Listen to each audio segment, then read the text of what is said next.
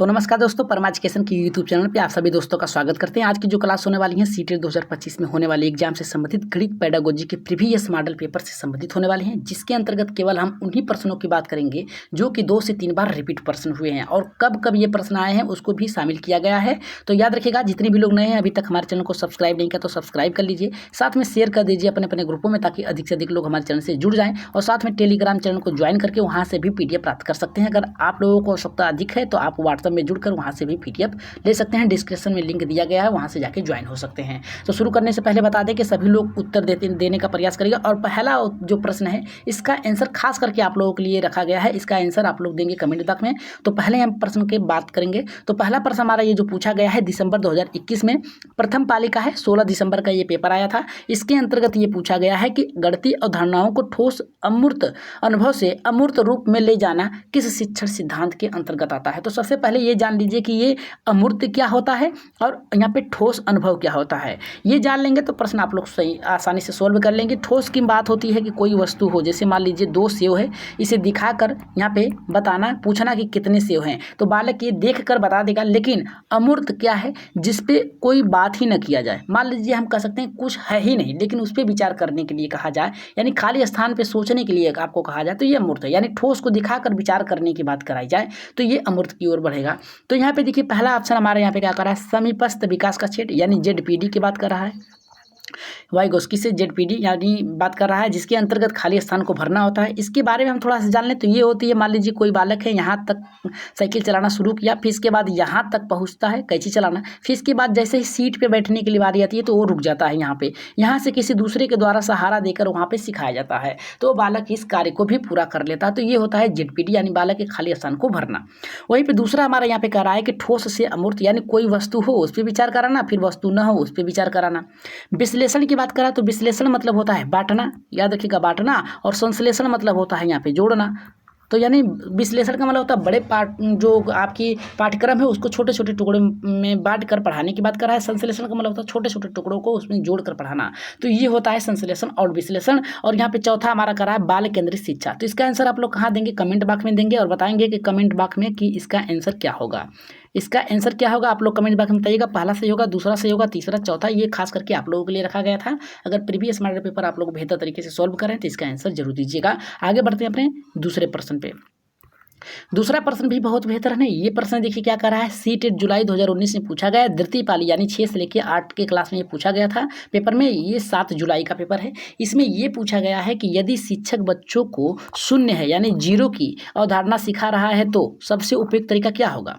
सबसे उपयुक्त तरीका क्या होगा, इसमें ये बात पूछा है। तो पहला कह रहा है शून्य की परिभाषा। मान लीजिए 1 से लेकर 5 तक बालक और 6 से लेकर 8 तक के बालक हों, इनको आप मान लीजिए डायरेक्ट उदाहरण यहाँ पे व्याख्या देने लगेंगे, लिखवाने शुरू कर देंगे परिभाषा, तो क्या हो जाएगा, जब तक प्रैक्टिकल नहीं कराएंगे नहीं। तो ये तो आपका क्या हुआ, गलत हो गया। दूसरा कह रहा है खाली कटोरी दिखाकर, यानी कुछ है ही नहीं तो वो बालक क्या समझेगा। ऐसे वस्तुओं का प्रयोग किया जाए जिसके माध्यम से बालक सीख सके और यहाँ पे समझ सके। तो ये भी आपका क्या होगा, गलत होगा। तीसरा कह रहा है कि यहाँ पे 10 में से 10 वस्तु हटाना और शेष कर 0 दिखाना। जैसे मान लीजिए यहाँ पे 10 सेव है, क्या है, 10 सेव है, 10 सेव हैं, ठीक है। इसको बता दिए कि ये सेव हैं 10 हैं, ठीक है। फिर इसके में से सभी को हटा देना, क्या है, सभी को हटा देना। अब पूछेंगे कितना बचा, कहेगा बालक कुछ नहीं, पहले तो था अब है नहीं। तो ये सबसे अच्छा उदाहरण होगा आपका। राइट आंसर आपका तीसरे के साथ जाएगा, जितने भी लोगों का आया है तीसरा एकदम सही होगा। अगर व्याख्या की बात करें तो व्याख्या में बताया गया है कि शून्य का बोध वास्तविक वस्तुओं के अभाव को दिखाकर या फिर करा कि अभाव को दिखाकर कराया जाता है। ये ठोस अनुभव से अमूर्त चिंतन की ओर प्रक्रिया को बढ़ाता है। आगे बढ़ेंगे यहाँ पे तीसरे प्रश्न पे, जो कि और भी बेहतर प्रश्न है। इसका आंसर देखते हैं कितने लोग देते हैं। ये कह रहा है कि हमारा 2022 में पूछा गया द्वितीय पाली 29 दिसंबर 2022 का पेपर है, याद रखिएगा द्वितीय पेपर है ये। इसमें पूछा गया है कि गणितीय चिंतन या मैथ जो है एक्सलेंटी जो है कम करने के लिए शिक्षक को क्या करना चाहिए। सबसे पहले ये कह रहा है कि कठिन प्रश्नों से शुरुआत करना चाहिए। दूसरा कह रहा है कि बच्चों को गलतियों पर दंड देना चाहिए। तीसरा कह रहा है कि खेल आधारित रोचक गतिविधियों का उपयोग करना चाहिए। और चौथा कह रहा है कि यहाँ पे कक्षा में केवल तेज बच्चों से उत्तर। देखिए केवल शब्द दिया है यहाँ पे और दंड दिया है, इसे तो तुरंत काट दीजिए। अब बचा आपका कौन सा, पहला और यहाँ पे तीसरा। पहले में कहा कठिन प्रश्नों से शुरुआत करनी चाहिए, पहले बालक को आप समझाएंगे तब ना कठिन प्रश्नों पे आगे बढ़ेंगे आप। तो ये तो आपका गलत हो गया। बचा आपका यहाँ पे तीसरा, खेल आधारित रोचक गतिविधियों का उपयोग करना, यानी खेल खेल में बालक को सिखाना, ठीक है। तो राइट आंसर ऑप्शन नंबर यहाँ पे तीसरा सही होगा। अगर हम बात करें इसकी व्याख्या की तो व्याख्या में बताया गया कि खेल, पहेलियाँ, समूह कार्य बच्चों को गणित जोड़ते समय भय को कम करते हैं। गणित सीखने में यहाँ पे कह सकते हैं कि भय को कम करता है।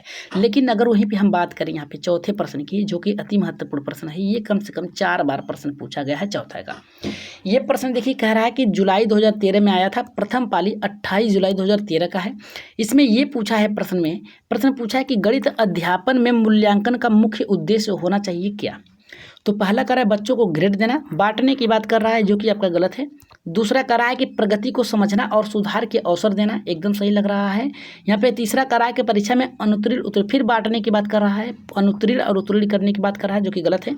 चौथा कह रहा है बच्चों में दबाव बनाना, देखिए बच्चों को दबाव आप नहीं बना सकते, गलत है। राइट आंसर ऑप्शन नंबर यहाँ पे दूसरा जो होगा आपका सही होगा 100%, क्योंकि ये प्रगति को समझना, किस प्रकार से बालक सीख रहा है और सीखने का प्रयास कर रहा है, और अवसर देंगे सीखने के लिए तो बालक और भी बेहतर करेगा। तो ये प्रश्न आपका प्रथम पाली 28 जुलाई 2013 का था। इसमें आपको 4 बार ये प्रश्न आ चुके हैं, बस इसके ऑप्शन बदल दिए गए थे। आगे बढ़ेंगे इसकी व्याख्या पे। व्याख्या में बताया गया है कि गणित शिक्षण में मूल्यांकन का उद्देश्य सीखने की कठिनाइयों को पहचानना और उचित सुधार करना होता है। अगर हम बात करेंगे 5वें प्रश्न की, तो 5वां प्रश्न हमारा कह रहा है कि दिसंबर 2021 में पूछा गया, द्वितीय पाली 16 दिसंबर का ये पेपर है। इसमें ये पूछा गया है कि गणितीय समस्या को समझना है, समाधान हेतु सर्वश्रेष्ठ पद्धति क्या है। रटना तो सबसे पहले नेगेटिव आ जाएगा। अनुमान लगाना, देखिए अनुमान लगाने के कई हद तक सही हो सकते हैं, लेकिन यहाँ पे परीक्षण की बात कर दिया है, अनुमान लगाने पर ट्रायल और एरर की बात कर दिया है तो गलत हो जाएगा। यहाँ पे समस्या समाधान पद्धति को जानना, ये आपका सही होगा। शिक्षक द्वारा सीधा उत्तर नहीं दे सकते हैं, राइट आंसर ऑप्शन नंबर तीसरा एकदम सही होगा। अगर हम बात करें इसकी व्याख्या की, तो व्याख्या में समस्या समाधान पद्धति तार्किक सोच, रचनात्मकता और व्यवहारिक गणितीय ज्ञान पर विकसित होता है। चलिए आगे बढ़ते हैं यहाँ पे छठे प्रश्न पे। तो छठा प्रश्न कर रहा है हमारा प्रथम पाली 26 जुलाई 2015 का है। इसमें ये पूछा गया था कि गणितीय अध्यापन में स्थान मूल्य यानी प्लेस ऑफ वैल्यू की बात कर रहा है, समझने में कैसे विकसित किया जा सकता है बालकों को। तो पहला कह रहा है कि केवल परिभाषा, देखिए केवल शब्द दिया है तो काटिएगा, नेगेटिव वर्ड है।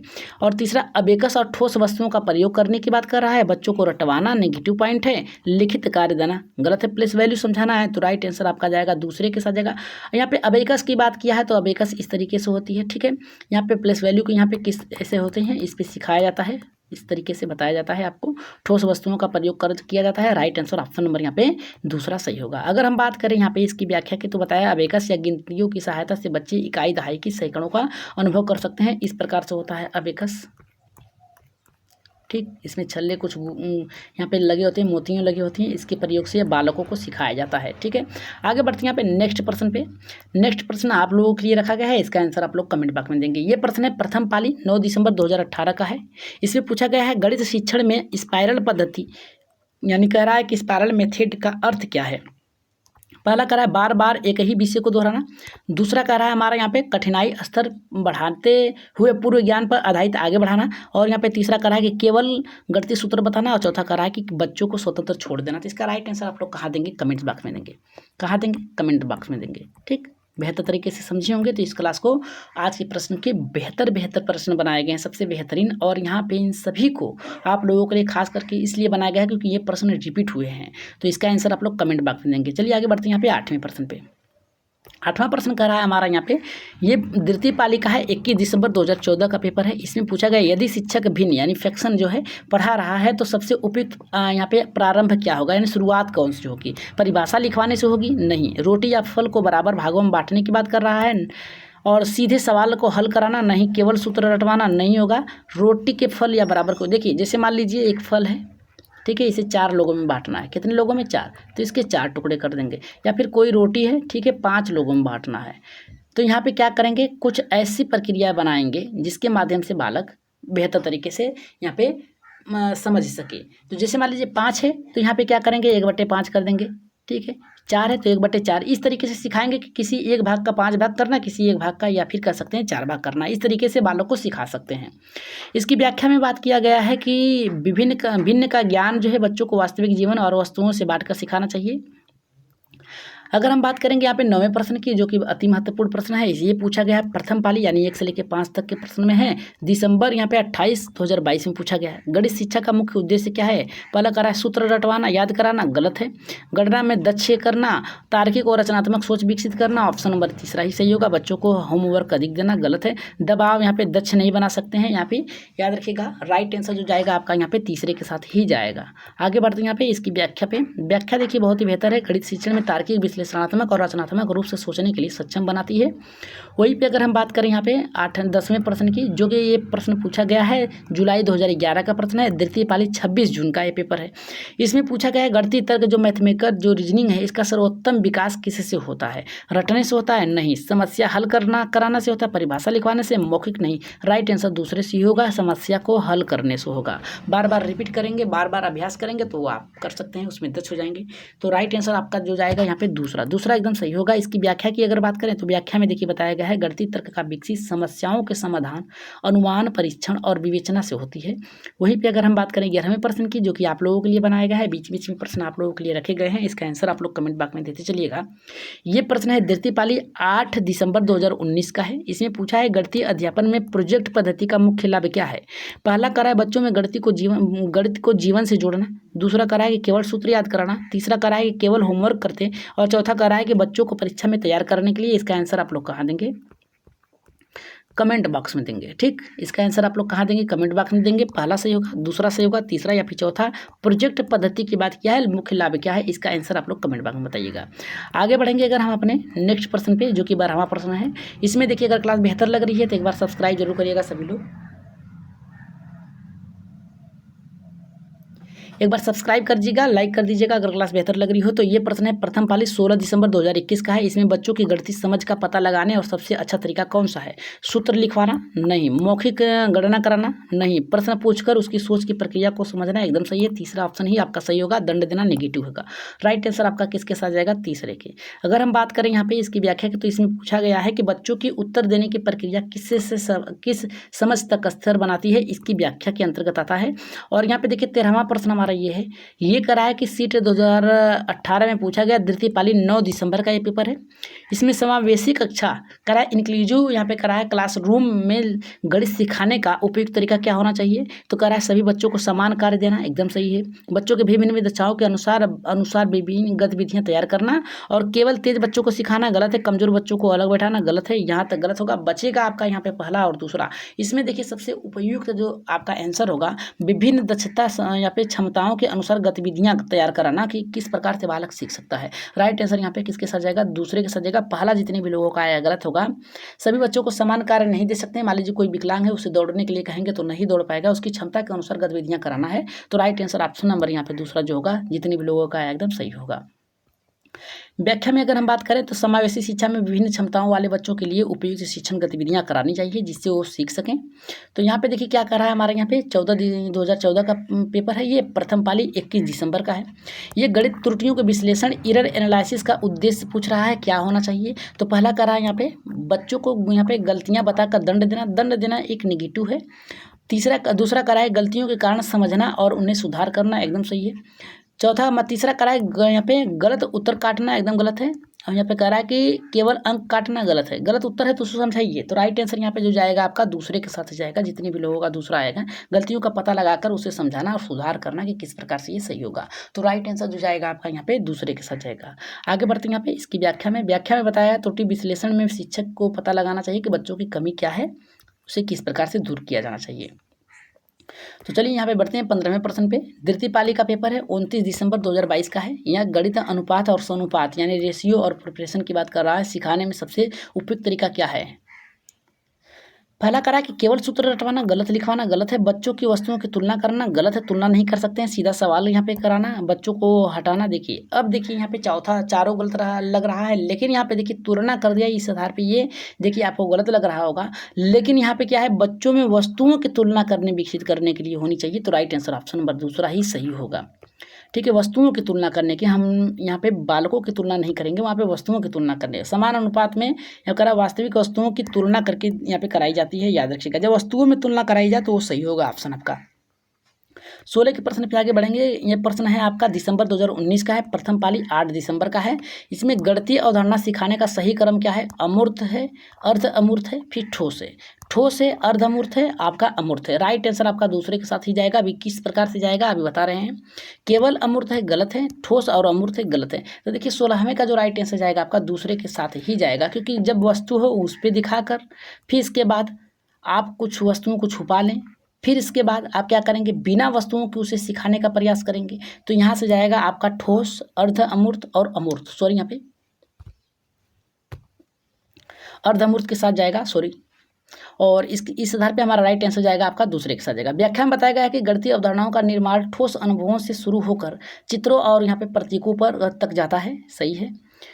आगे बढ़ेंगे यहाँ पे 17वें प्रश्न पे। 17वां देखिए हमारा क्या कर रहा है कि ये 2013 का पेपर है, द्वितीय पाली 28 जुलाई का है।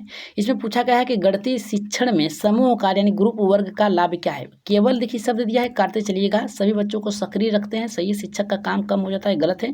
बच्चे शोर मचाते हैं, गलत है। राइट आंसर जो जाएगा आपका यहाँ पे किसके साथ जाएगा? यहाँ पे दूसरे के साथ जाएगा। जितने भी लोगों का दूसरा एकदम करेक्ट आंसर होगा। वहीं पर इसकी व्याख्या में दिया गया है समूह कार्य से संयोग, विचारात्मक विनिमय और सक्रियता बढ़ती है। वहीं पे अगर हम बात करें 18वें प्रश्न की, तो 18 का प्रश्न ये कर रहा है कि गणितीय संचार जो होता है, मैथमेटिकल जो होता है, कम्युनिकेशन होता है, इसका क्या क्यों शामिल किया जाता है? तो सूत्र याद कराने के लिए, गलत है। समस्याओं को समझना और समाधान को तर्कसंगत रूप से यहाँ पे व्यक्त करना, एकदम सही है। करा केवल प्रश्न हल कराना, गलत है। केवल शब्द दिया है, रटाना दिया है, गलत होगा। राइट आंसर आपका जाएगा दूसरे के साथ जाएगा। जब तक आप एक दूसरे से संपर्क नहीं साधेंगे तो समझना नहीं होगा, समाधान के तर्कसंगत के रूप में नहीं प्रस्तुत होगा। तो राइट आंसर आपका दूसरे के साथ ही जाएगा। व्याख्या में गणितीय संचार में बच्चा अपने समय यहाँ पे कह रहा है समाधान को स्पष्ट, तर्कसंगत और उचित दिशा देता है। 19वें प्रश्न की अगर हम बात करें तो इसमें कहा है कि 2021 में द्वितीय पाली 16 दिसंबर का ये पेपर है।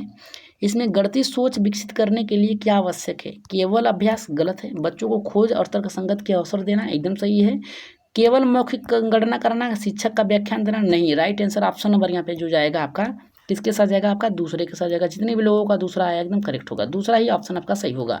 इसकी व्याख्या की अगर बात करें तो व्याख्या में देखिए बताया गया है कि गणितीय सोच तभी विकसित होती है जब बच्चा खोज और प्रयोग से तर्क की ओर अवसर पाए, तभी वो आगे बढ़ता है।